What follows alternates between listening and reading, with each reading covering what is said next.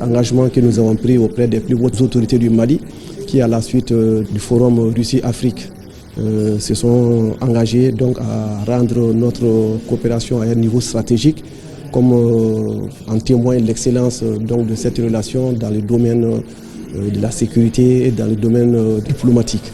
Son économie basée sur le pétrole et la pétrochimie, son parc industriel, son potentiel agricole, ses zones économiques spéciales, pour ne citer que cela, le Tatarstan est une des régions les plus riches de la Fédération de Russie.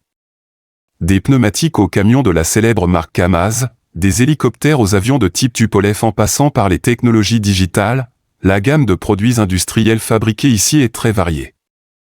Et cet énorme potentiel, c'est l'Agence de développement des investissements du Tatarstan qui en fait la promotion en vue d'attirer les investisseurs et partenaires.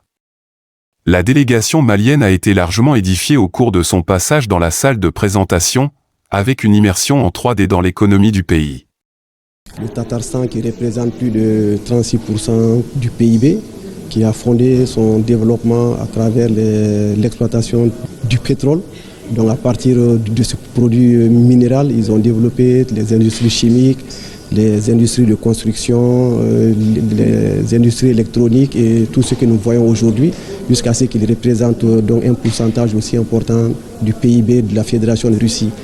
Du partenariat avec le Mali, il en a été question au ministère de l'Industrie et du Commerce de la République du Tatarstan. En matière de commerce, il a été question donc du commerce des intrants, du commerce des produits pétroliers, et il a également été question donc des investissements structurants dans le domaine du transport, que ce soit le transport des marchandises comme les camions, le transport aérien, pour l'exploitation de la nouvelle compagnie aérienne du Mali. Il a été également question donc de faire de la recherche pétrolière. Ils sont également intéressés de partager avec nous la recherche et l'exploitation minière, de travailler sur la sécurisation, de l'affinage d'or et de beaucoup d'autres secteurs. Il a été question donc de mettre en place une commission de travail qui va concerner les ministères sectoriels concernés, les conseillers concernés. Donc il s'agit pour nous d'avancer très rapidement pour pouvoir donner un contenu effectivement à la coopération économique entre le Mali et la République du Tatarstan, qui est une des républiques qui composent la Fédération de Russie. Un accent particulier a été mis au cours des échanges sur la coopération avec le constructeur numéro 1 de poids lourds en Russie, dans les pays de l'ex-URSS, au Proche et Moyen-Orient, la société Kamaz, établie à Kazan. Objectif affiché: la construction d'une usine d'assemblage de ces véhicules au Mali, dans le cadre de ces rencontres avec les sociétés et entreprises de la Fédération de Russie.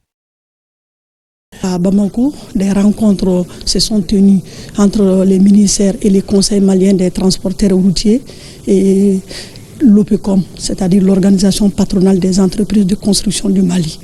Donc lors de ces échanges, les avis techniques par rapport aux spécifications des véhicules qui sont adaptés aux conditions maliennes ont été définis. Et aujourd'hui, nous sommes à Kazan, c'est-à-dire la république d'implantation de cette usine, où on a eu des échanges avec les dirigeants de cette société qui nous ont permis de coordonner, de mettre en œuvre tout ce que nous voulons comme spécification par rapport aux véhicules, compte tenu de la position géographique du Mali, qui est un pays continental, qui fait entrer son fret via des ports de transit situés à des milliers de kilomètres, et ensuite compte tenu du climat du Mali. Donc ces discussions techniques ont été réconfortantes parce qu'elles nous ont permis de comprendre que les besoins du Mali, des transporteurs maliens, peuvent être pris en compte. La délégation malienne a eu par ailleurs un dîner de travail avec le groupe Andra, entreprise pétrolière et gazière. Au départ, elle a diversifié et étendu ses activités à plusieurs autres secteurs, dont le coton, les engrais, la construction navale, pour ne citer que ceux-là de Kazan. La délégation malienne repart avec une invitation à prendre part au prochain Forum Russie-Monde islamique, prévu ici en mai 2025. L'édition 2024 de cet important rendez-vous diplomatique a rassemblé plus de 80 pays, dont 40 États membres de l'Organisation de la coopération islamique.